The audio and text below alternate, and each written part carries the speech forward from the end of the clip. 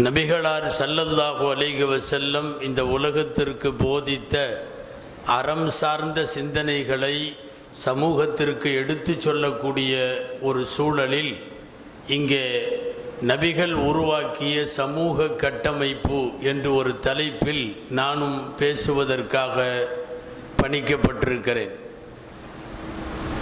அன்பானவர்களே, அண்ணல் நபி ஸல்லல்லாஹு அலைஹி வஸல்லம் அவர்களை உலகத்தின் எந்த தலைப்பிற்குள்ளே நீங்கள் பேச முனைந்தாலும் செய்திகள் நிச்சயமாய் அந்த அதிசய வாழ்வில் உண்டு. இந்தியாவிலிருந்து உருது மொழியில் நபிகளாரின் வரலாற்றை மிகப்பெரிய அளவில் எழுதி முடித்த சீரத்துடைய கிதாபுகளில் அல்லாமா சையத் சுலைமான் நத்வி அவர்கள் எழுதிய நூல் பிரபலமானது. பல்லாயிரம் பக்கங்களை கொண்ட அந்த இதழில் நபிகளாரின் வாழ்விற்கு அவர் ஒரு முன்னுரை எழுதுகிறார். அந்த முன்னுரையில் அவர் ஒரு செய்தி சொல்லுகிறார். நபிகள் நாயகம் ஸல்லல்லாஹு அலைஹி வஸல்லம் நாம் முகம் பார்க்கிற ஒரு நிலை கண்ணாடி போன்றவர்கள். நபிகளார் காலத்தை காட்டுகிற கண்ணாடி. அந்த கண்ணாடியிலே வியாபாரி முகம் பார்த்தால் அவனுக்கும் செய்தி சொல்லும், குடும்பத் தலைவன் முகம் பார்த்தால் குடும்பத் தலைவனுக்கு செய்தி சொல்லும். தகப்பன் பார்க்கலாம், கணவன் பார்க்கலாம், தாத்தா பார்க்கலாம், அரசியல் தலைவர் பார்க்கலாம், சமூக தலைவர்கள் பார்க்கலாம், சம்பந்திகள் பார்க்கலாம். எத்தனை பரிணாமம் மனித வாழ்வில் இருக்கிறதோ அவ்வளவு பேரும் அந்த கண்ணாடியிலே நின்றால் அவர்களை அவர்களுக்கு காட்டும். ஏன், ஆடு மேய்க்கிற இடையன் கூட அந்த கண்ணாடி முன்னாடி நிற்கலாம். எம்பெருமானார் முஹம்மதுர் ரசூலுல்லாஹ் ஸல்லல்லாஹு அலைஹி வஸல்லம் ஆடு மேய்ப்பவர் தொடங்கி ஆளுகிற தலைவர் வரைக்கும் எல்லாருக்கும் அவர்கள் வழிகாட்டியாக வாழ்ந்தவர்கள். அந்த காலத்தால் வென்று நிலைத்திருக்கிற கண்ணாடிக்கு முன்னால் சமூக தலைவராக நாம் பார்க்கிறோம். எம்பெருமானார் ஸல்லல்லாஹு அலைஹி வஸல்லம் ஒரு சிறந்த சமூகத்தை கட்டமைத்த தலைவர். ஒரு ஆளை மாற்றலாம், ஒரு குடும்பத்தை கூட உட்கார்ந்து பேசி மாற்றலாம். ஒரு வகுப்பறையில் இருக்கிற ஒரு 10-50 பேர்த்தை திரும்ப திரும்ப கேன்வாஸ் பண்ணி மாற்றலாம். ஆனால் ஒரு சமூகத்தையே மாற்ற வேண்டும். ஒரு ஊரை அல்ல, ஒரு நாடு அல்ல, ஒரு சமூகம் முழுக்க மாற்றப்பட வேண்டும். அது நபிகள் நாயகம் ஸல்லல்லாஹு அலைஹி வஸல்லம் அவர்களுக்கு அந்த சமூக கட்டமைப்பு வசப்பட்டது. என்னென்னவெல்லாம் ஒரு சமூகத்தை வளம் பெற செய்ய தேவையோ அத்தனை விஷயங்களிலேயும் கவனம் செலுத்தினார்கள். அவர்கள் அனுப்பப்பட்ட காலம், அனுப்பப்பட்ட நேரம், அவர்கள் அனுப்பப்பட்ட அந்த மக்கள் எல்லாமே விசித்திரமானவை இல்லை, உலகத்தினுடைய கொடூரமான பக்கங்கள் அவைகள். குர்ஆனில் சொல்லுகிறான் அல்லாஹ், பஅஸ ஃபில் உம்மீயீன ரசூலா, எழுத படிக்க தெரியாத ஒரு சமூகத்திற்கு நபியாக அல்லாஹ் அனுப்பினான். ஊரில் இருக்கிற யாருக்குமே எழுத படிக்க தெரியாது. நீங்கள் கேள்விப்பட்டிருக்கலாம், மொத்தம் 14 பேர் தான் எழுதுறதுக்கு தெரியுமா ஒட்டுமொத்த மக்காவில். ஆனால் வாயை திறந்தான்னா மரபு கவிதையாக படிப்பான், கவிதையெல்லாம் தெரியும், எல்லா இலக்கண இலக்கியமும் அத்துப்படி. ஆனால் எழுதுறதுக்கு தெரியாது. எழுத படிக்க தெரிந்த 14 பேர் மட்டுமே கொண்ட ஊரில் இருக்கிற யாரும் படிக்காதவர்கள், எழுத்தறிவில்லாதவர்கள், அவர்களுக்கு மத்தியிலே அனுப்பி வைக்கிறான். கொடூர குற்றங்கள் என்று எத்தனை குற்றம் இருக்குமோ அத்தனை குற்றத்திற்கும் அவர்கள் சொந்தக்காரர்கள். எந்த குற்றமானாலும் எம்பெருமானார் ஸல்லல்லாஹு அலைஹி வஸல்லம் இதை எல்லாத்தையும் மாற்றணும். ஒரு புதிய சமூகம் உருவாக்கப்பட வேண்டும். அந்த சமூகம் ஒரு இறைவனை வணங்க வேண்டும். இவர்களை அல்லாஹ்வின் தூதர் என்று ஏற்க வேண்டும். எல்லாத்தோட கேரக்டரை மாத்துறது பெரிய விஷயம். அலி ரலியல்லாஹு சொல்லுவாங்க, ஏதாவது ஒரு மலை இங்க இருந்த மலை இப்படி மாறி இந்த பக்கம் வந்துருச்சுன்னு சொன்னா நம்பிக்கோ, ஆனா ஒருத்தனோட குணம் மாறிடுச்சுன்னு சொன்னா நம்பாத. அவ்வளவு சீக்கிரமா மாற்ற முடியாது. அன்பானவர்களே, ஒருத்தனுடைய குணத்தை மாற்றணும், அவனுடைய கேரக்டரை மாற்றணும். இது எவ்வளவு பெரிய வேலை. எம்பெருமானார் முஹம்மதுர் ரசூலுல்லாஹ் ஸல்லல்லாஹு அலைஹி வஸல்லம் அவர்கள் மேற்கொண்டது இப்படிப்பட்ட ஒரு மிகப்பெரிய சமூக மாற்றம். மாத்தினாங்க. என்ன செய்தார்கள் நபிகள் நாயகம் ஸல்லல்லாஹு அலைஹி வஸல்லம் என்றால், எழுத படிக்கவே தெரியாது என்று நாமெல்லாம் பேசினோம் அல்லவா, அவர்கள் பின்னாலே பல்வேறு நாடுகளை ஆளுகிற அதிபர்களாக அவர்களை உருவாக்கினார்கள். ஒரு சமூக மாற்றம்ங்கிறது இங்கேதான் சாத்தியப்படுகிறது. ஆடு மேய்க்கிற இடையன் நாட்டை ஆளுகிற அரசாளுகிற தகுதிக்கு எப்படி உயர்கிறான்? மாற்றியது பெருமானார் ஸல்லல்லாஹு அலைஹி வஸல்லம். உமர் ரலியல்லாஹுடைய வரலாறுல வருதுங்க. அவங்க தகப்பனார் கத்தாப் இருக்கிறாரு, உமர் இப்னுல் கத்தாப் ரலியல்லாஹு அன்ஹு தானே சொல்றோம். அந்த கத்தாப் உமர் ரலியல்லாஹு அன்ஹு போய் பார்த்து சொன்ன வார்த்தை என்ன தெரியுமா? நீ ஒட்டகம் மேய்க்கிற கூட விளங்க மாட்ட, உருப்பட மாட்ட, ஒட்டகம் கூட மேய்க்கிற கூட நீ தகுதி இல்லை. ஒட்டகம் மேய்ப்பதற்கு தகுதி இல்லை என்று சொல்லப்பட்ட நபரை கையில் எடுத்த நபிகள் நாயகம் ஸல்லல்லாஹு அலைஹி வஸல்லம் அரபுலகத்தை அல்ல, அதை தாண்டி பல கோடிக்கணக்கான சதுரடி பரப்பளவு உள்ள நாடுகளை எல்லாம் ஆளுகிற அதிபராக உமர் ரலியல்லாஹு அன்ஹு 10.5 வருஷ காலம் ஆட்சி. ஆடு மேய்க்கிறதுக்கு தகுதி இல்லை, ஒட்டகம் மேய்க்கிறதுக்கு தகுதி இல்லைன்னாங்க. உலகத்தின் பல்வேறு நாடுகளை ஆளுகிற ஒரு அதிகார மையத்தை, நீதி வழுவாத செங்கோலை உலகத்திற்கு கொடுப்பதற்கு உமர் ரலியல்லாஹு அன்ஹுவை உருவாக்கினார்கள் அல்லவா. அதுக்கு பேர் நபிகள் நாயகம் ஸல்லல்லாஹு அலைஹி வஸல்லம். ஒரு சமூக கட்டமைப்புங்கிறது, ஒரு சமூக மாற்றம்ங்கிறது சாதாரணமாக வசப்படாது. ஒரு சமூகத்தை சரி பண்ணணும்னா முதல்ல 2 வேலை செய்யணும். 2 வேலை. முதல் வேலை என்ன தெரியுமா? இருக்கிற கெட்ட விஷயத்தை பூரா அங்கிருந்து எடுக்கணும். அதுக்கப்புறம் நல்ல விஷயத்தை பூரா அங்கே போடணும். அரபியில் 2 வார்த்தை சொல்லுவாங்க, ஒரே மாதிரியான 2 வார்த்தை. தஹ்லியான்னு ஒரு வார்த்தை, தஹ்லியான்னு ஒரு வார்த்தை. இந்த ஒரு புள்ளி மட்டும்தான் வித்தியாசம் ரெண்டுக்கும். தஹ்லியா ஹா, இன்னொரு வார்த்தை தஹ்லியா, புள்ளி இல்லாத ஹா. என்ன அர்த்தம் தெரியுமா? தஹ்லியா அல்லாதவைகளை எல்லாம் களையுதல், தஹ்லியா அழகானவைகளை அணிவித்தல், நகை போடுறதுன்னு அர்த்தம். இந்த 2 வேளையில முதல் வேலை என்ன தெரியுமா? அல்லவை களையுதல். 2வது வேலை நல்லவை அணிவித்தல். இந்த தஹ்லியா, ஒரு சமூகத்தை முழுசா உருவாக்குறதுக்கு ரசூலுல்லாஹ் இந்த 2 வேலை செய்யணும். இந்த 2 வேலை செய்தார்கள். தஹ்லியா அல்லவை களையுதல், தஹ்லியா நல்லவை அணிவித்தல். இந்த தஹ்லியா மக்கா வாழ்வு, தஹ்லியா 2வது நகைகளை அணிவித்தல், அது மதீனா வாழ்வு. நம்ம இங்கே ஒன்று நல்லா தெரிஞ்சுக்கணும்.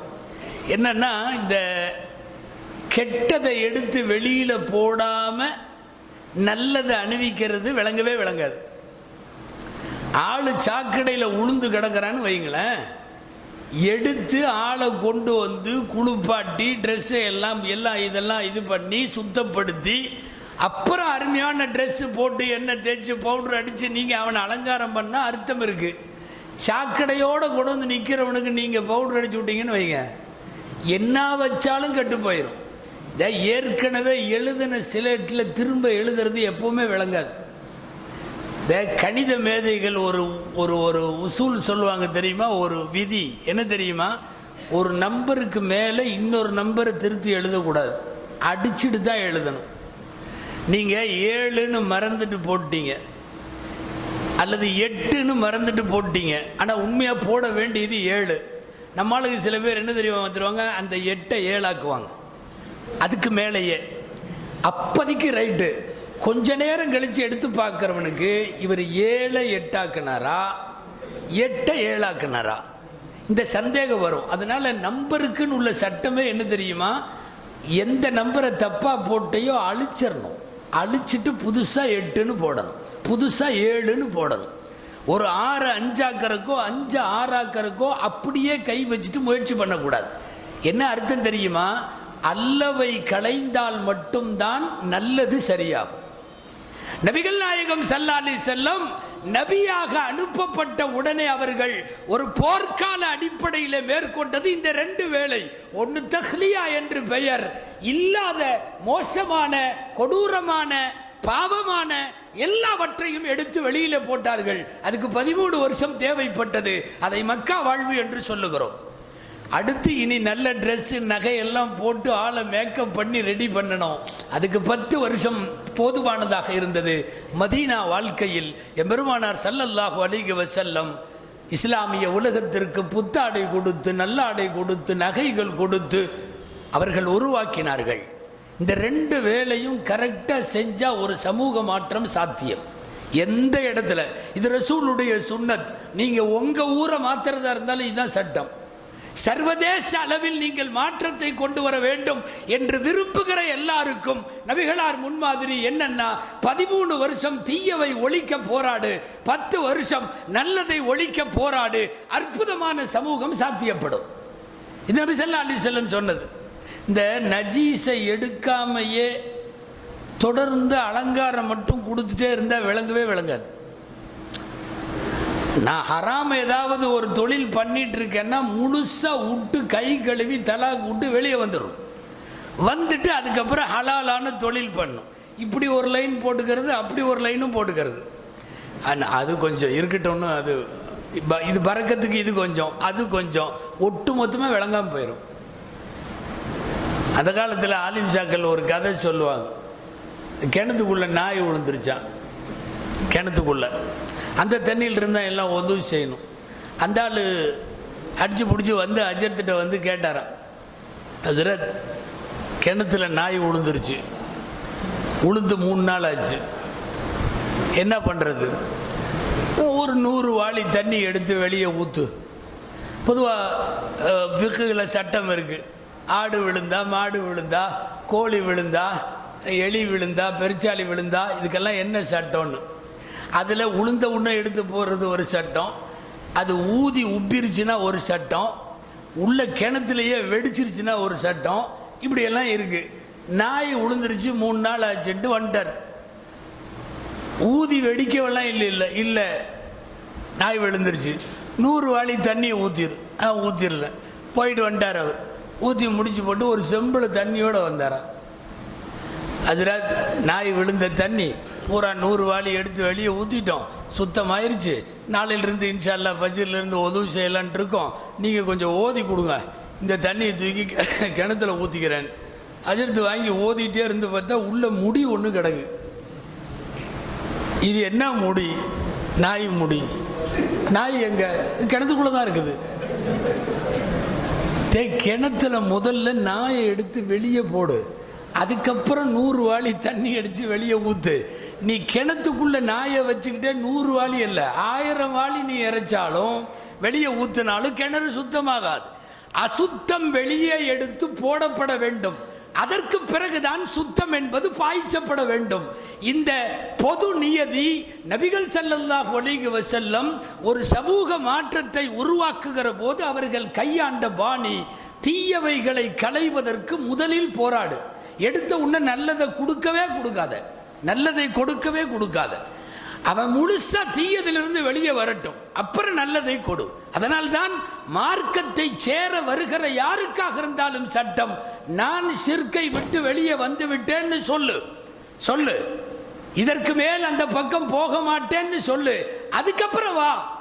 ஈமான் இது, தொழுகை இது, மார்க்கம் இது, சட்டம் இது, அப்புறம் தான் சொல்லி தரணும். அவன் ஷிர்கிலே இருக்கிற போதே ஈமானும் தொழுகையும் ஜக்காத்தும் ஹஜ்ஜும் சேராது. முதல்ல அதை விட்டு வெளியே வா. சொல்லும் போதே அதைத்தான் சொல்லி தருகிறோம். அஊது பிக மின்னன் உஷ்ரிக பி வ லைஸ லக பிஹி இல்ம் சொல்றமா இல்லையா? ஒரு இணை வைப்பதை விட்டும் நான் உன்னிடத்தில் யா அல்லாஹ் தௌபா செய்கிறேன், மீண்டு விட்டேன், துபுது இலைக்க ஒதபர்ரது, நான் முழுசா வெளியே வந்துட்டேன் சொல்லிட்டு தான் ஈமானுக்குள்ள வர முடியும். தீயவைகள் களையப்பட வேண்டும், அதற்கு பிறகு அல்லவைகள் தரப்பட வேண்டும். இது ஒரு இஸ்லாமிய சமூகத்தை, ஏன் நபிகள் ஸல்லல்லாஹு அலைஹி வஸல்லம் அனுப்பப்பட்ட உம்மீயீன்கள் என்ற சமூகத்தை நாயகம் ஸல்லல்லாஹு அலைஹி வஸல்லம் எப்படி கட்டமைத்தார்கள் என்பதற்கான சான்று இது. அந்த அடிப்படையில் மக்கா வாழ்விலும் மதீனா வாழ்விலும் பெருமானார் ஸல்லல்லாஹு அலைஹி வஸல்லம் மேற்கொண்ட விஷயம், முதல்ல ஒரு இறைவன் நீ வா, அப்புறம் பார்த்துக்கலாம் மற்றதெல்லாம். கலிமாவெல்லாம் சொல்லி தரல, தொழுகை இபாதத்தெல்லாம் சொல்லி தரல, தக்குவா பேணுதல் அது இது தஹஜ்ஜுத் துஹா இஷ்ராக் ஒன்றும் கிடையாது. நீ முதல்ல ஷிர்கிலிருந்து வெளியே வா. ஷிர்கில் இருந்த ஒரு சமூகத்தை வெளியில கொண்டு வந்தார்கள். கொண்டு வருவதற்கு போராடினார்கள், நிறைய போராடினார்கள். நீங்க ஷிர்குன்னு உன்னை இங்க நிறைய பேர் ஷிர்குன்னு சொல்றாங்கல்ல, அந்த ஷிர்கெல்லாம் நினைச்சுக்காதீங்க. அவன் நம்மளையெல்லாம் ஷிர்குன்னு சொல்லி வச்சிருக்கான். நிறைய பேர் இருக்கிறாங்க, நம்மளாம் என்னைக்கோ அவங்க பார்வையில் ஷிர்காயிட்டோம்.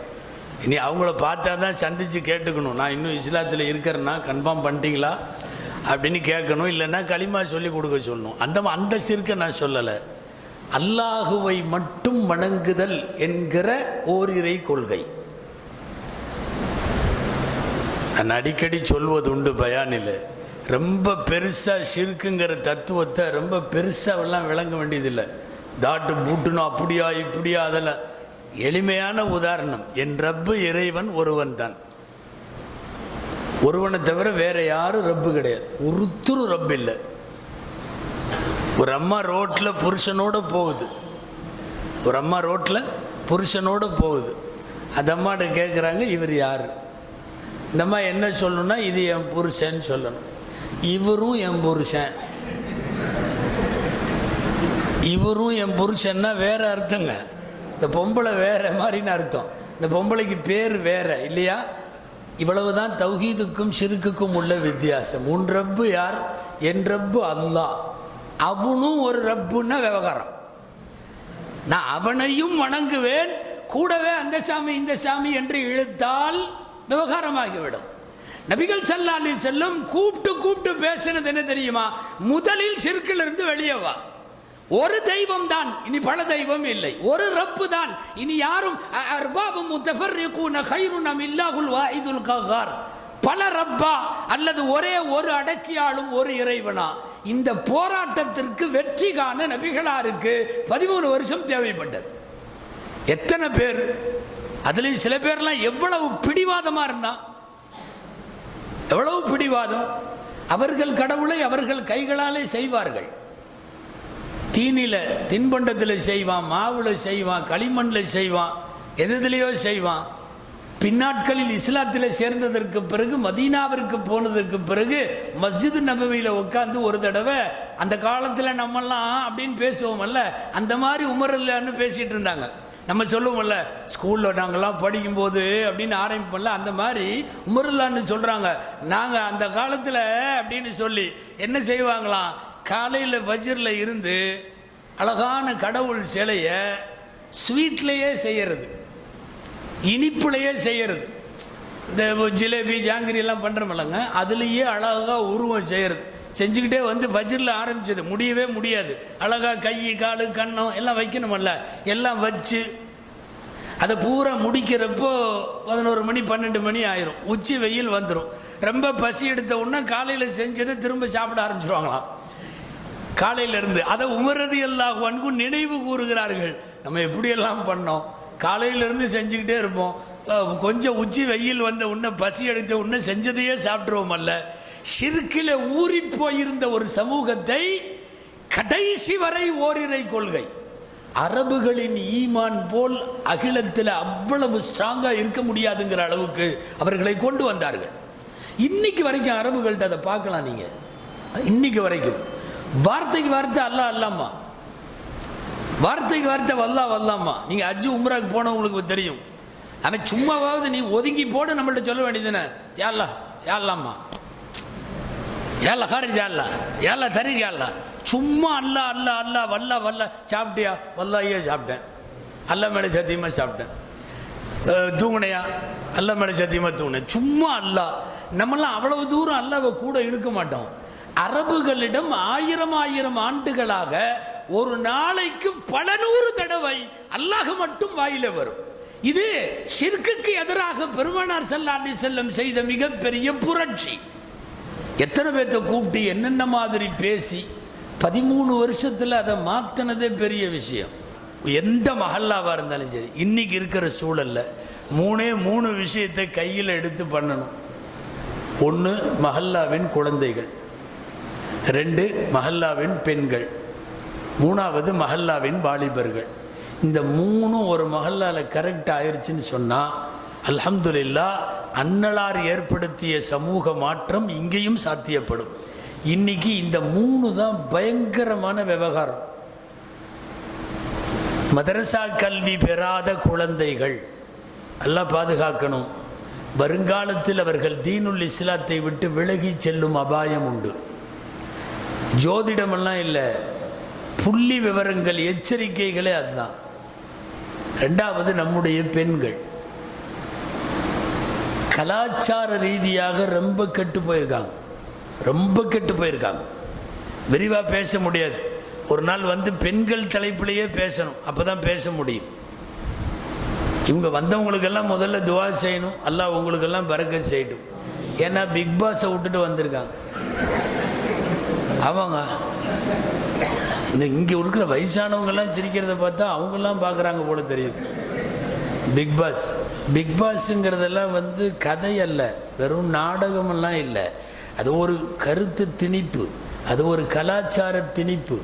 பிக் பாஸ் இங்கே மட்டும் நடக்கலை, இந்தியாவின் எல்லா மாநிலத்திலையும். இந்தியாவில் மட்டும் நடக்கலை, சர்வதேச அளவில். நீங்கள் ஆஸ்திரேலியா போங்க, பிக் பாஸ் இருக்குது. லண்டன் போங்க, பிக் பாஸ் இருக்குது. அப்படின்னா இது யார் என்ன ஒன்றும் இல்லை, ஒரு ஐடியாலஜி, ஒரு கருத்தியல். இதை உலகம் முழுக்க கொண்டு போகணும். அந்த கருத்தியலை சொல்லுவதற்குத்தான் பிக் பாஸ். இன்னைக்கு கூட நீதிமன்றத்தில் வழக்கு தாக்கலாக இருக்கிறது, பிக் பாஸை தடை செய்யணும்னு சொல்லி. என்ன தெரியுமா? உன் கல்ச்சரை மாற்றுறது, உன் அடையாளத்தை மாற்றுறது. இந்த மாதிரி குட்டை பாவாடை போட்டால் தப்பில்லை, இந்த மாதிரி ஸ்லீவ்லெஸ் போட்டால் தப்பில்லை, கால் மேலே கால் போட்டு பெரியவங்களுக்கு முன்னாடி உட்காந்தா தப்பில்லை. லேடிஸாக இருந்தாலும் இப்படி ஒரு சிகரெட்டை தம் பற்ற வச்சுட்டு பாய் ஃப்ரெண்டு கூட இப்படி தோளில் கை போட்டால் தப்பில்லை. பக்கத்து பெட்ரூமில் எட்டி பார்க்கறது தப்பில்லை. பப்ளிக்கில் தண்ணி அடிக்கிறது தப்பில்லை. என்ன தெரியுமா? மோசமான ஒரு மட்ட ரகமான கலாச்சாரத்தை உங்கள் எல்லாத்துட்டையும் சொல்லணும். நீங்கள் நேரில் வந்து மேடை போட்டு சொன்னால் செருப்பால் அடிப்பீங்க. அப்போ என்ன செய்யறது? அழகாக கொண்டு வந்த ப்ரோக்ராம் பிக் பாஸ். நீங்கள் பிக் பாஸை நான் தாய்மார்களுக்கு சொல்லுகிறேன், நஜீஸை வீட்டில் வைக்கிறதும் அதுவும் ஒன்று. 2 ஒன்று. ஒரு மோசமான, இது வந்து ஐடியாலஜிக்கல் வயலன்ஸ்னு சொல்லுவாங்க ஆங்கிலத்தில். ஒரு கருத்து சார்ந்த வன்முறை, கருத்து சார்ந்த பயங்கரவாதம். இந்த கருத்து பயங்கரவாதத்தை சொல்ல உலகத்தின் எல்லா சவுதி உட்பட பிக் பாஸ் இருக்கு, இல்லாத இடமே இல்லை. பிக் பாஸ் என்பது நம்ம ஊரில் இதுக்கு முன்னாடி போட்டுட்டு இருந்த நாடகம் மாதிரியெல்லாம் இல்லை. இந்த மெட்டி ஒளி என்னென்னமோ வந்து சொல்லுங்க, மெட்டி ஒளி, பாண்டியன் ஸ்டோர், நமக்கு அதுக்கு மேலே வரமாட்டேது. அவங்க மனப்பாடமாக நிறைய சொல்லுவாங்க பொம்பளைக்கு. அத்தனை தொடரும் பார்த்து முடிச்சு ஆப்ஸாவானவங்களாம் இருக்காங்க அதில். அதெல்லாம் கதை, அது வேற. நீங்கள் அதை வேணால் என்டர்டெயின்மெண்ட்டுன்னு சொல்லலாம், அது பொழுதுபோக்கு. பிக் பாஸ் என்பது பொழுதுபோக்கு அல்ல, ஆபாச திணிப்பு, கலாச்சார திணிப்பு. ஒரு சமூகம் ஆன்மீகத்தில் இருக்கவே கூடாது என்பதற்கான மாற்றம். இதில் முதல்ல இதிலிருந்தெல்லாம் வந்து பெண்களை மீட்கணும்.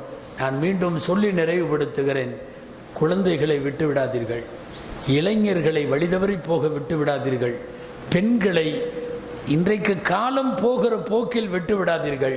நம்முடைய மார்க்கத்தினுடைய நெறிப்படியும் பண்பாடுகளின்படியும் நம்முடைய கலாச்சாரப்படியும் நம்முடைய முன்னோர்கள் நமக்கு காட்டி கொடுத்த மரபுகளின்படியும் அவர்களை மீட்டெடுக்க வேண்டும்.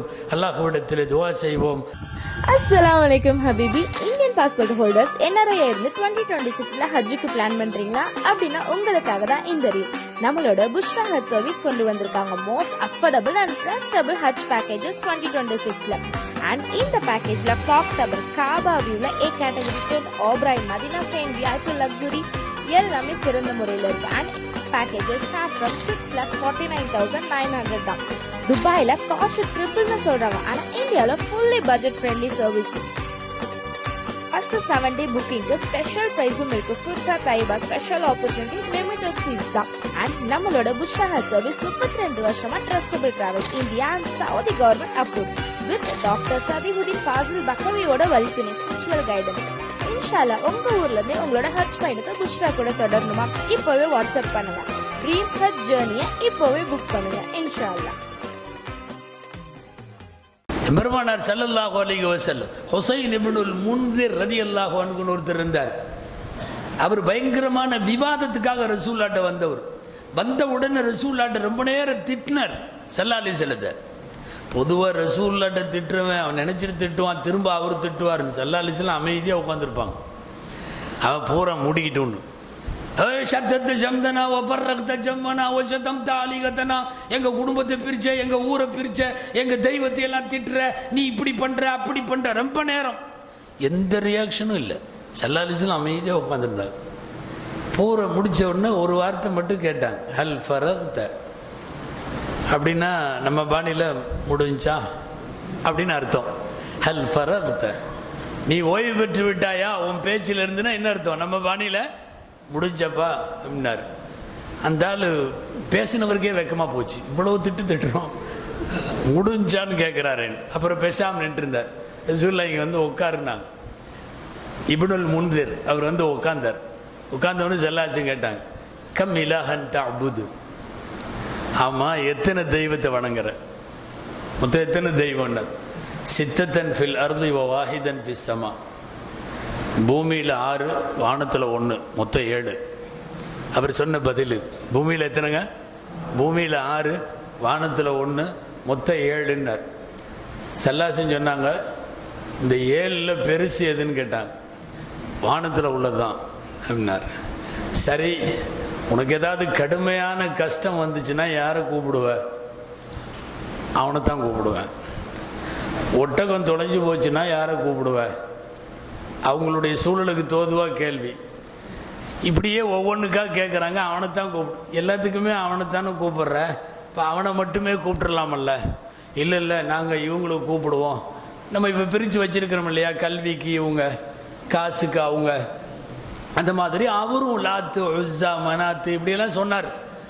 இது வேணா மனாத்தை கூப்பிடுவேன், இது வேணா உஸ்ஸாவை கூப்பிடுவேன், இது வேணா லாத்தை கூப்பிடுவேன்லாம். ரசூலுல்லாஹ் கேட்டாங்க, இப்படி இவங்களை கூப்பிடும்போது அவன் கோவிச்சுக்க மாட்டானான்னு கேட்டாங்க. ஏதாவது ஒரு பிரச்சனைக்கு நீ பாட்டில் லாத்து உஸ்ஸாவையோ மனாத்தையோ யாரையாவது கூப்பிடுற, இப்படி கூப்பிடுறப்ப அவன் கோவிச்சுக்க மாட்டானான்னு கேட்டாங்க. இருந்தாலும் பேசாமையே உட்கார்ந்துருந்தார். இப்போ நிறைய கேள்விகள் இவர்கள் வணங்குகிற தெய்வங்களின் முரண்பாடுகள் குறித்து கேட்க கேட்க கேட்க ஒன்றும் ஆகலை. அம்முட்டு தூரம் பயங்கரமாக திட்டிக்கிட்டு வந்தவர் கொஞ்ச நேரத்தில் எந்திரிச்சு களிமா சொல்லிட்டு போயிட்டார். இனிமேல் எனக்கு வந்து வாஹிதுன் ஃபிஸ் ஸமா மட்டும்தான், வானத்தில் இருக்கிற ஒரே ஒருவன் மட்டும்தான் ரப்பு என்று சொல்லி கொண்டு போனார். நான் வந்து சாம்பிளுக்கு ஒன்று சொல்கிறேன். விவாதத்தை போல கூப்பிட்டு பேசி பேசி பேசி அவர்களை எல்லாம் உருவாக்கி அவர்கள் செய்த பாவச் செயல்களிலே இருந்து அவர்களை மீட்டெடுத்தது தான் முதல் சமூக மாற்றம். நான் சொல்ல வர்றது, சமூக மாற்றம் என்பது தீமைகள் அகன்றால் தானாக நன்மைகளை கொண்டு வந்து அந்த நன்மைகளிடத்தில் சேர்க்க முடியும். நபிகள் நாயகம் ஸல்லல்லாஹு அலைஹி வஸல்லம் அவர்கள் எல்லா தீமைகளையும் ஒவ்வொன்றா லிஸ்ட் அவுட் பண்ணி எடுத்தாங்க. இணை வைப்பிலிருந்து மட்டுமல்ல அன்பானவர்களை, ஒவ்வொன்றில் நீங்கள் எல்லாம் நிறைய பயானுகளில் கேட்டிருப்பீங்க. அவர்கள் எவ்வளவு தூரம் மது பிரியர்கள், அவர்கள் எவ்வளவு தூரம் விபச்சார பிரியர்கள், அவர்கள் எவ்வளவு தூரம் சண்டை பிரியர்கள், அவர்கள் எவ்வளவு தூரம் அக்கிரமங்களை செய்வதிலே பிரியமானவர்கள். எல்லா பிரியத்தில் இருந்தும் எடுக்கணும். ஒரு சமூகத்தை தீமைகளிலே இருந்து வெளியே எடுத்தால் நன்மைகளை எல்லாம் உள்ளே அனுபவிக்கலாம். 3 வருஷம் மக்கால நடந்துச்சல்ல, அதனுடைய டோட்டல் விஷயத்தை சொல்கிறாங்க. உமூருல் ஜாஹிலியா குல்லுஹா தஹ்த கதமி மத்ஃபூனா. அறியாமை காலத்தின் அத்தனை விஷயமும் என் காலுக்கு கீழே புதைக்கப்பட்டது சொன்னார். யாருக்கு இந்த தைரியம் இருக்கும்? ஒரு சமூகத்தை பூரா மாற்றி முடிச்சுட்டு இங்கே நிலவிய அத்தனை கொடுமைகளும் பாவங்களும் தீமைகளும் மண்ணோடு மண்ணாய் என் காலுக்கு கீழே புதைக்கப்பட்டு விட்டது என்று சொல்லுகிற அளவுக்கு சமூக மாற்றத்தை ஏற்படுத்தினார்கள் நாயகம் ஸல்லல்லாஹு அலைஹி வஸல்லம். நூற்றாண்டுகள் அல்ல, பல்லாயிரம் ஆண்டுகளாக இருந்த வட்டி எல்லாம், லஞ்சம், பொருளாதார குற்றங்கள் எல்லாம் க்ளோஸ். எல்லாத்தையும் ஒரு சமூகத்தை மாற்றத்திற்கு தயாராக்க என்னென்ன தேவையோ அதெல்லாம். இதுக்கு என்ன தெரியுமா தேவை? தொண்டர் படை தேவை. ரசூலுல்லாஹ்க்கு மட்டுமல்ல, ஒரு சமூகத்தை மாற்ற, ஒரு மஹல்லாவை மாற்ற, ஒரு மஸ்ஜிதை மாற்ற, எங்கேயா இருந்தாலும் சரி அருமையான தொண்டர் படை ஒன்று தேவை. கையில் அவங்கள வச்சுக்கணும், அவங்கள வச்சுக்கிட்டா போதும். அல்லாஹு அக்பர். சமூக மாற்றத்தை சாத்தியப்படுத்துவதற்கு துடிப்பான படை தேவை. அன்பானவர்களே, ரசூலின் சமூக மாற்றத்தை உருவாக்குவதற்கு பெரிய பின்புலமாக இருந்தது நபிகள் நாயகம் ஸல்லல்லாஹு அலைஹி வஸல்லம் உடைய படை. இன்னைக்கு என்னமோ தற்கொலை படைங்கிறான், உயிரை தருகிற படை, அது இதுங்கிறான். அந்த படையெல்லாம் இல்லை. கொள்கைக்காக வேண்டி நின்று உயிரை தருபவர்கள். மினாவிலே வைத்து கையை வைக்கிறார்கள். நாயகமே, நீங்கள் சொன்ன இடத்தில் உயிர் துறப்போம், எந்த நேரமும் தயார். அன்பானவர்களே, ஒரு கொள்கை மாற்றத்தை உருவாக்க ஒரு சமூகத்திலே ஆழமாக வேர் பிடித்து உழ வேண்டும் என்றால் அற்புதமான படை வேண்டும். நபிகளாருக்கு அது வாய்க்கப்பட்டது. அவர்களுக்கு சஹாபா என்று பெயர். ரதியல்லாஹு அன்ஹு. அல்லாமா குர்துபி ரஹிமஹுல்லா உலகத்தில் மிகப்பெரிய தப்சீர் எழுதின பெரிய மேதை குர்துபி. தப்சீர் குர்துபியில் ஒரு இடத்துல சஹாபாக்களை பற்றி, நபிகளாருக்கு வாய்க்கப்பெற்ற அமைந்த அந்த அழகான தோழமை பற்றி எழுதுகிற போது இமாம் குர்துபி எழுதுகிறார்கள், லௌலம் யகுன் லின் நபிய்யி முஅஜிஸத்துன் சிவ ஸஹாபதி லகஃபத்துஹு ஸல்லல்லாஹு அலைஹி வஸல்லம். அன்னலாருக்கு நிறைய முஅஜிஸா நடந்துச்சு இல்லையா, அற்புதம். அவங்க விரல் நீட்டிய போது சந்திரன் பிளந்தது, விரலை கவிழ்த்து நீட்டினால் தண்ணீர் சுனையாக ஓடியது, மெஹராஜ் நடந்தது, ஆயிரம் அற்புதம் நடந்தது. நபிகளாருக்கு எந்த அற்புதமும் இல்லை என்று வைத்துக் கொள்ளுங்கள். சஹாபா என்கிற ஒரு அற்புதம் போதும். வானம் பிளக்க வேணாம், சந்திரன் பிளக்க வேணாம், மெஹராஜும் வேணாம், குர்ஆன் ஒண்ணுமே இல்லை. சஹாபா என்கிற ஒரு அற்புதம் போதும். எந்த மாதிரி சஹாபிகள்? ஒரு சமூகத்தை மாற்றப்படுத்த நபிகளார் மட்டும் அமரவில்லை, அவர்களோடு இருந்த அற்புதமான படை. இன்னைக்கு அதைத்தான் சொல்லுகிறோம், சமுதாயத்திற்கு தேவை அப்படிப்பட்ட இளைஞர் படைகள். நான் அந்த பசங்கள்டையும் ஒன்று சொல்லணும், மஹல்லால் இருக்கிற பெரியவங்களையெல்லாம் அப்படி வச்சுக்கிட்டே நீங்கள் பின்னாடி இருந்து வேலை செய்யணும்.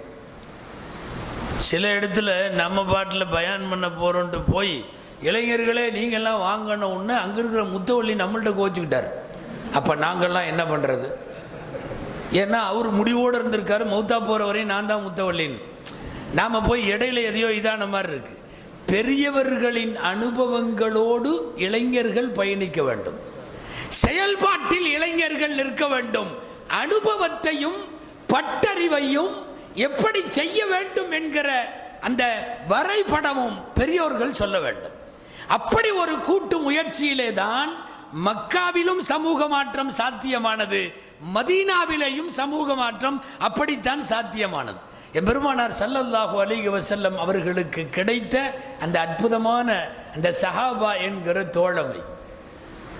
அதனால்தான் பல்வேறு மஸ்ஜிதுகள் சார்பாக அதனுடைய நிர்வாக பெருமக்களை எல்லாம் சந்திக்கிற போது பெரும்பாலும் நாங்கள் சொல்லுகிறோம், நீங்கள் இன்றைக்கு நிர்வாகம், நாளைய தலைவர் அந்த பசங்களில் உட்காந்துருக்கான், நாளைய முத்தவள்ளி நம்ம குழந்தைகள் மதரசாக்குள்ளே உட்காந்துருக்கிறான், நாளைய செக்ரட்டரி அங்கே இருக்கிற பசங்களில் தான் உட்காந்துருக்கான்.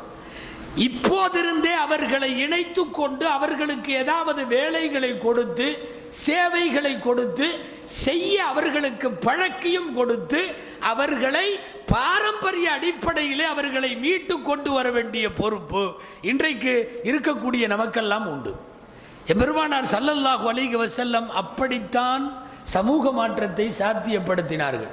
குறிப்பா நான் இளைஞர்களுக்கு சொல்லுவேன், பொதுவாக சமுதாயத்திற்கு சொல்ல வேண்டும், கல்வியில், அரசியலில், பொருளாதாரத்தில் இந்த மூணுலேயும் ஓரளவு முன்னேற்றத்தை கொண்டு வராமல் ஒரு சமூகத்தின் முன்னேற்றம் சாத்தியமில்லை. இதை நன்கு விளங்கியவர்கள் நாயகம் ஸல்லல்லாஹு அலைஹி வஸல்லம். கல்வி புரட்சி செய்தார்கள், அரசியலில் புரட்சி செய்தார்கள், பொருளாதாரத்தில் புரட்சி செய்தார்கள். விளைவு அற்புதமான சமூக மாற்றம் சாத்தியமானது. இன்னைக்கு இந்த மூணுலையுமே ஃபெயிலியர். இந்த மூணுலையும் நம்ம ஃபெயிலியர். நம்முடைய எண்ணிக்கை அளவுக்கு, நம் சமுதாயத்தினுடைய மதிப்பீட்டு அளவுக்கு நம்மிடம் கல்வியும் கல்வியாளர்களும் இல்லை. அரசியலில் பிரதிநிதித்துவம் என்பது நம்முடைய மதிப்பீட்டு அளவில் இல்லவே இல்லை. அது ரொம்ப மோசம். பொருளாதாரத்தில் விரல் விட்டு எண்ணுகிற தொழிலதிபர்களை தாண்டி அன்றாடங்காட்சிகளும் நடுத்தர வர்க்கமும் பிபிஎல் என்று சொல்லுகிற அந்த பிலோ பாவர்ட்டி லைனுக்கு கீழே உள்ளவர்களும் ரொம்ப அதிகம்.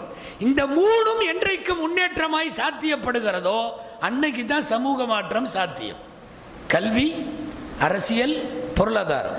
ஒரு சில பேர்லாம் நம்ம நினைக்க இதெல்லாம் நம்மளுக்கு ஒத்து வராது, நம்ம அல்லான்னு பள்ளியாசில நீட்டாக தொழுதுட்டு நோம்பு வச்சுட்டு இருந்துருவோம். மார்க்கம் அதுவல்ல. கல்வியில் சாதிப்பது தீனுல் இஸ்லாம், அரசியலில் சாதிப்பது தீனுல் இஸ்லாம், பொருளாதாரத்தில் உயர்ந்தோங்குவது தீனுல் இஸ்லாம். இதெல்லாம் மார்க்கத்திற்கோ தீனுக்கோ முரணானது அல்ல. அல் குர்ஆனுடைய வார்த்தை, அஇது லஹும் மஸ்ததஅதும் மின் குவ்வா, உங்கள் முடிந்த அளவு உங்கள் சக்தியை தயார் செய்யுங்கள். சக்திக்கு அர்த்தம் கத்தி இல்லை, கராத்தே இல்லை. சக்திக்கு அர்த்தம் துப்பாக்கியும் AK-47 இல்லை. அஇது லஹும் மஸ்ததஅதும் மின் குவ்வா, தேவையான அளவு சக்தியை உருவாக்குங்கள். ஒரு மஹல்லாவில் கல்வியை, கல்வியாளர்களை மேம்படுத்த வேண்டும். இது ரொம்ப ரொம்ப முக்கியம். பள்ளி நிர்வாகிகளோடு நாங்கள் பேசுவது உண்டு. ஒன்று இருக்கு பள்ளிவாசலுக்கு நிர்வாகி, பள்ளிவாசலுக்கு அஜர்த்து. இன்னொன்று இருக்குது மஹல்லாவுக்கே நிர்வாகி, மஹல்லாவுக்கே அஜர்த்து. நிறைய பேர் பள்ளிக்கு மாத்திரம் அஜர்த்தா இருக்கிறாங்க, பள்ளிக்கு மாத்திரம் நிர்வாகியாக இருக்கிறாங்க. பிரச்சனை அதுதான், அது விளங்காது. நீங்கள் இந்த மஹல்லாவிற்கு உட்பட்ட குடும்பங்களின் முன்னேற்றத்திற்கு, அவர்களுடைய வாழ்வு தாழ்விற்கு, அதனுடைய ஏற்ற இறக்கத்திற்கு நிர்வாகிகளும் ஆலிமும் அங்கு பணியாற்றுகிற உலமாக்களும் பொறுப்பாளிகள். மஹல்லா இமாமா, மஸ்ஜித் இமாமா. மஹல்லா நிர்வாகியா, மஸ்ஜித் நிர்வாகியா? மஸ்ஜித் நிர்வாகின்னு சொன்னால் அப்படி இப்போ பெயிண்ட் அடித்து வச்சா போதும், வெள்ளை அடித்து ஓடாத ஃபேனெல்லாம் ஓட விட்டு, ஓடாத லைட்டெல்லாம் ஓட விட்டு, அப்படி க்ளீனாக பாயெல்லாம் கரெக்டாக போட்டு, ஜம்காலம் போட்டு, ரம்ஜானில் கஞ்சி காய்ச்சி ஊற்றி, அஜர்த்து மோயினாருக்கெல்லாம் சம்பளம் போனஸ் எல்லாம் கொடுத்துட்டா முடிச்சு போயிடும். நான் நம்மளை எல்லாம் அதுக்கு வைக்கலை. நான் உலமா இங்கே இருக்கிற ஆலிம்களுக்கும் சொல்லுகிறேன், நிர்வாகிகளுக்கும் சொல்லுகிறேன். அஜர்த்து இந்த பள்ளிக்கு பேசினாருன்னு நினைக்க வேணாம், நான் எல்லா பள்ளிகளுக்கும் தான் சொல்லுகிறேன். சமுதாயத்தில் மஸ்ஜிதுகளினுடைய பணியாற்றுகிற உலமாக்களும் மஸ்ஜிதுகளை நிர்வகிக்கிற உமராக்களும் இணைந்து மட்டும் மஹல்லாவின் முன்னேற்றத்தை கருத்திலே கொண்டால் மக்காவிலே ஏற்பட்ட அதே சமூக மாற்றம் இங்கும் சாத்தியப்படும். முதல்ல இந்த 2 பாணி தான், தீயவை களையணும், அப்புறம் நல்லவை. முதல்ல போதையில இருந்து அவர்களை வெளியில கொண்டு வாருங்கள். இந்த காதல் கத்திரிக்கான்னு போறதுல இருந்து பெண்களை கொண்டு வாருங்கள். போதை மது சமாச்சாரங்களிலிருந்து அவர்களை மீட்டெடுங்கள். அதற்கு பிறகு அவர்களை நல்ல வரியிலே பண்படுத்துங்கள், பக்குவப்படுத்துங்கள். தானாக அவர்கள் நமக்கு கிடைப்பார்கள். இதெல்லாம் ஒரு மஹல்லாவுடைய முன்னேற்றம்னு சொல்றேன். இங்க இருக்கிற இளைஞர்களுக்கு சொல்லுகிறேன், பெரியவர்களோடு இணைந்து இந்த பணிகளில் முழுமையாக ஈடுபடுத்தினால் சமூக மாற்றம் இருக்கட்டும், நம்மை சுற்றி இருக்கிற குறைந்தபட்ச மாற்றத்தை கொண்டு வர முடியும். போன உடனே முதல்ல சென்சஸ் எடுத்தாங்கன்னு கேள்விப்பட்டிருக்கீங்கல்ல. உள்ள நுழைஞ்ச உடனே 13 வருஷம் மக்கா வாழ்க்கையில எல்லாம் முடிஞ்சு, கூட வர்றவங்க பியூரா இருக்கிறவங்க எல்லாம் வாங்கினாங்க, எல்லாரும் வந்துட்டாங்க. மதீனாவுக்கு போயாச்சு. ஃபஸ்ட்டு நடந்ததே அதுதான். என்னது? பள்ளிவாசல் கட்டிடம், தொழுகிறதுக்கு இடமெல்லாம் ரெடி ஆயிடுச்சு. அடுத்து சொன்னாங்க கணக்கெடுப்பு கொண்டாடினாங்க. சஹாபாக்கள் அறிவிக்கிறார்கள், போய் ஒவ்வொரு வீட்டிலையா கணக்கெடுத்து கொண்டு வந்து ரசூலுல்லாஹ்ட்ட லிஸ்ட்டு வச்சாங்க.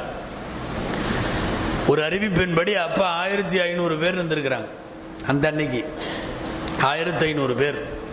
இத்தனை பேர் இத்தனை வீட்டில் இருக்காங்க. இந்த வீட்டில் இவ்வளவு பெண்கள், இவ்வளவு ஆண்கள். போருக்கெல்லாம் போகிற மாதிரி உள்ள வயசில் இத்தனை பேர் இருக்காங்க. அதுக்கெல்லாம் முடியாத மாதிரி முடங்கி போயிருக்கிற முதியவர்கள் இத்தனை பேர் இருக்காங்க. எல்லா லிஸ்ட்டும் ரசூலுல்லாஹ்ட்ட வந்துருச்சு. அதுக்கப்புறம் தான் முடிவு பண்ணுறாங்க யார் யாரை எதற்கு எப்படி பயன்படுத்தலாம்.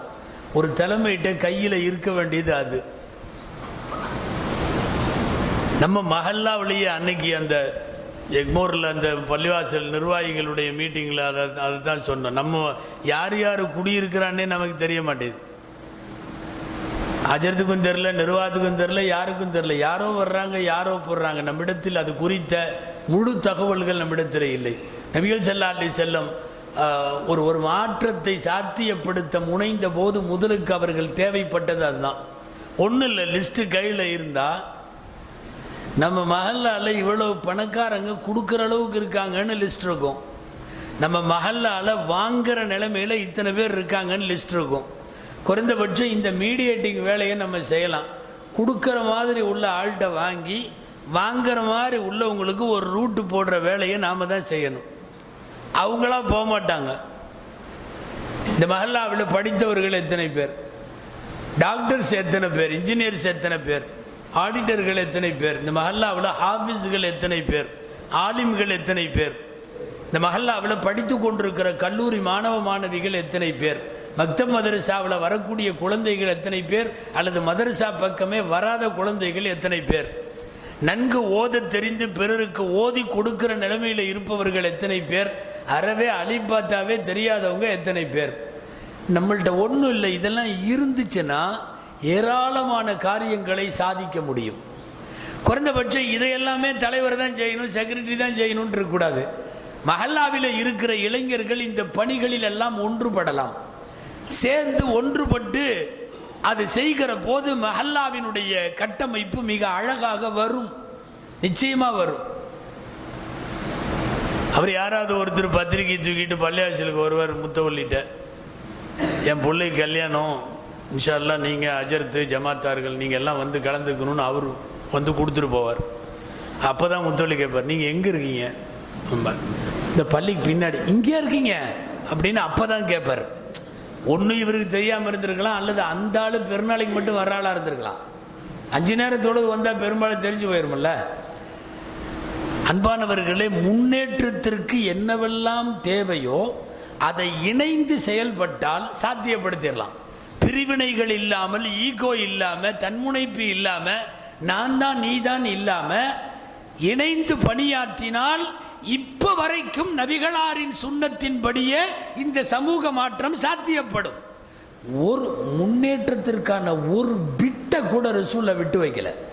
உங்களுக்கு தெரியும், ஒரு சஹாபியை போய் யூதர்களுடைய மொழியை படிக்க சொன்னாங்க. எதுக்கு தேவை? படி. இன்னைக்கு நாம் ஆங்கிலம் படிக்க சொல்லுவது போல, சர்வதேச மொழி ஆங்கிலம், நீ படி.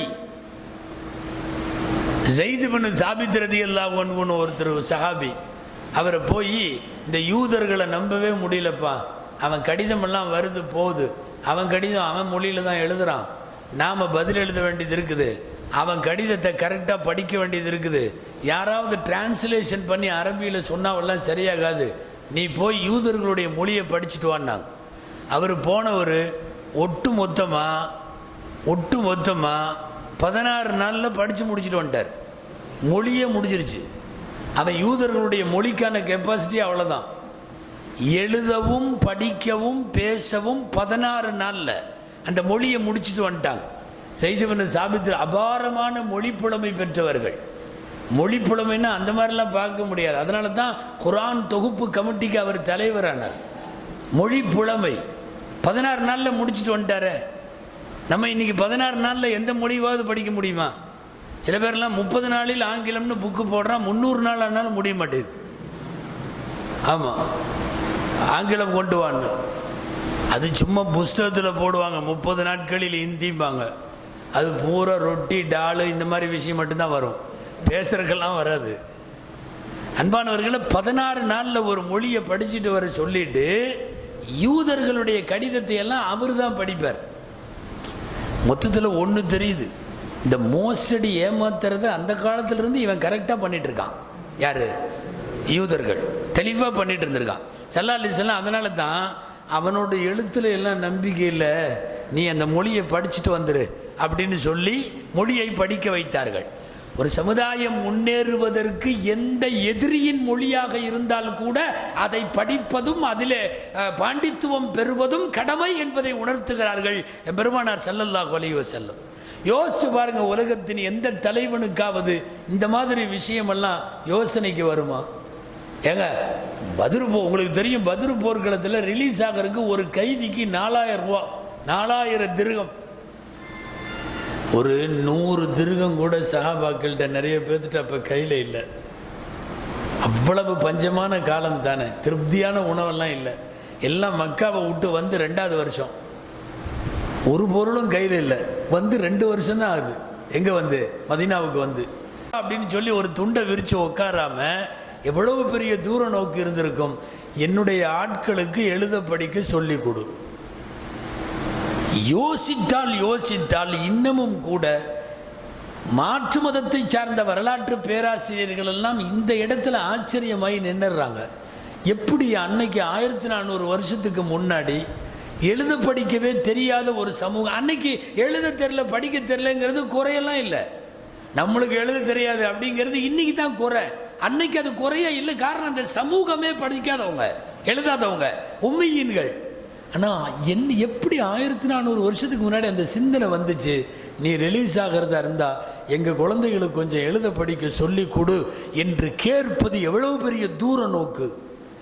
பெருமானார் ஸல்லல்லாஹு அலைஹி வஸல்லம் என்னுடைய சமூக மாற்றம் நடந்ததன் பின்னணியில் நபிகளாரினுடைய நுணுக்கங்களை யோசித்தால் ஆச்சரியமாக இருக்கும். கல்வியெல்லாம் எந்த பாடுபட்டாவது பெற வேண்டும். அது ஒன்று வந்துச்சுன்னா மிச்சமெல்லாம் கூட தானாக வந்துடும். நம்முடைய பாலர்களின் பாடத்திட்டத்திலேயே பயிற்று கொடுக்கப்பட்ட செய்தி என்ன தெரியுமா? ஹதரத் சுலைமான் அலைஹிஸ்ஸலாமுக்கு அல்லாஹ் 3ஐயும் சொன்னான். இக்தர் அல் இல்ம் வல் மால் வல் ஜாஹ். காசு வேண்டுமா, உயர் பதவி வேண்டுமா, கல்வி வேண்டுமா? 3. சுலைமான் அலைஹிஸ்ஸலாம் சொன்னாங்க, கல்வி கொடு, காசு வேணாம், பதவியும் வேணாம். ஏன் தெரியுமா? இது வந்துச்சுன்னா, கல்வி வந்துச்சுன்னா அந்த 2ம் தானாக வந்துடும். வலக்கத் ஆத்தைனா தாவூத வ சுலைமான இல்மா. குரானில் சொல்கிறான் அல்லாஹ், இல்மை கொடுத்துட்டேன். கேட்டது அவர் ஃபஸ்ட்டு ஆட்சியை கேட்கல, ஃபஸ்ட்டு காசு கேட்கல, அதிகாரத்தை கேட்கல. காரணம் என்ன தெரியுமா? கல்வி வந்தால் அதிகாரம் தானாக வரும், காசும் தானாக வரும். ஒரு மூலத்தை பிடிக்க வேண்டும். சுலைமான் அலைஹிஸ்ஸலாம் கேட்டது கல்வி, கிடைச்சது என்ன தெரியுமா? மூணுமே கிடைச்சது. கல்வி வந்தது, காசு வந்தது, அதிகாரம் வந்தது, ஆளுமை வந்தது. உலகத்தையே ஆளக்கூடிய ஆட்சியாளராக அவர்கள் மாறினார்கள். கொடுக்கிற கல்வியை கொடுத்துடணும். சமூக முன்னேற்றம் என்பது தலைமுறை தாண்டி அவங்கள படிக்க வைக்கிறதுல இன்னைக்கு வரைக்கும் இந்த சமுதாயத்தில் அதில் ரொம்ப பலவீனம். குறிப்பாக பல்வேறு மாவட்டங்கள் 10ஆம் வகுப்போட பாஸ்போர்ட்டை கையில் வச்சுட்டு கிளம்பிடுறாங்க. அவ்வளோதான். அவன் 8வது படிக்கிறப்ப இருந்தே ரெடியாக தான் இருக்கிறான்.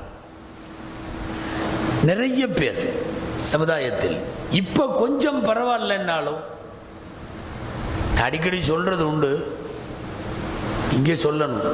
என்னன்னா, சில நேரங்களில் இதுக்கு முன்னாடி நாம் இப்போ உயர்ந்த பதவிகளில் இல்லையேன்னு வருத்தப்படுறோம். முன்னாடி உள்ள தலைமுறை படிக்காததுனாலையும் கல்வி இல்லாதனாலையும் இன்னைக்கு அந்த பதவியில் சீட்டில் நம்ம இல்லை. கோவையில் கலவரம் நடந்தது. நான் இதை சொல்லி நிறைவுக்கு வர்றேன். கலவரம் நடந்தது, 19 உயிர்கள் கொல்லப்பட்டது கோவை கலவரத்தில். உங்களுக்கெல்லாம் தெரியும். 19 முஸ்லீம்கள், 19 ஒரே நாளில் படுகொலை. 19 ஜனாசாமியும் ஒன்றா அடக்குனாங்க. கோயம்புத்தூரில் காலவாயின்னு ஒரு பகுதி, சுண்ணாம்பு காலவாய் இந்த பகுதியில் தான் நேற்றைக்கு ஒரு பெரிய ஆலிம் அமானுல்லா ஹசரத்துன்னு சொல்லி நவரல்லாஹு மறுக்கதகு அவங்க வஃபாத் ஆகிட்டாங்க. ஒரு துவா செய்வோம், அல்லாஹ் அவர்களுடைய கபரை ஒளிவாக்குவானாக, அல்லாஹ் ஜன்னத்துல் ஃபிர்தௌஸை அவர்களுக்கு நசீபாக்குவானாக. அந்த பகுதியில் 19 ஜனாசா கலவரத்தில் இறந்து போனவங்கள வச்சிருக்கிறாங்க. அப்போது சிஎம் வர்றார். அப்போ கலைஞர் சிஎம் பயங்கரமான ரணகளத்தில் இருக்கக்கூடிய ஒரு சூழல் கோயம்புத்தூரில். சிஎம் சொன்னார், அப்போ கலைஞர் உத்தரவு போட்டார், 19 குடும்பங்களிலே ஒருவருக்கு அரசு வேலை கொடுத்துட்றேன்னு ஆர்டர் போட்டார். கொஞ்சம் அந்த ரணங்களுக்கு இடையிலையும் ஒரு ஆறுதல், சரி எல்லா குடும்பத்திலையும் அரசு வேலை கிடைச்சிருச்சுன்னு சொல்லி எல்லாம் சந்தோஷப்பட்டாங்க. அதுக்கான ஒரு 2-3 நாள்லேயே வேலைகள் பணிகள் தொடங்கி விட்டது.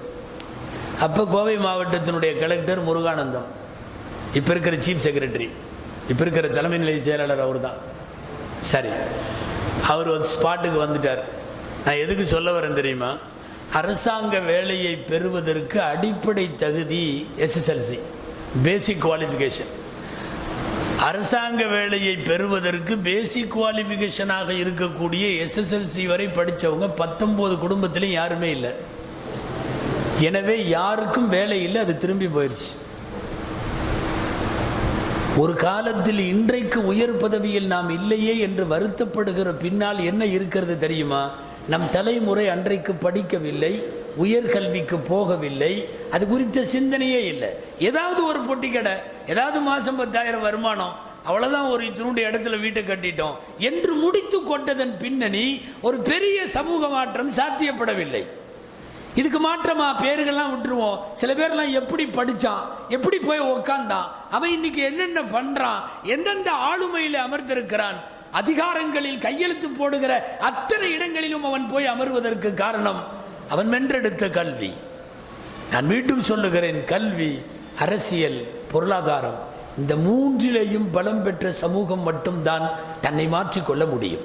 அல்லாஹ் சொல்லுகிறான், அவங்களா மாற்றிக்கிற வரையும் நான் மாற்ற மாட்டேன்ட்டான். நான் ஆரம்பத்தில் ஓதுன ஆயத்துடைய அர்த்தம் அது. லா யுகையிர் ஹத்தா யுகையிரு மா பி அன்ஃபுஸிஹிம்.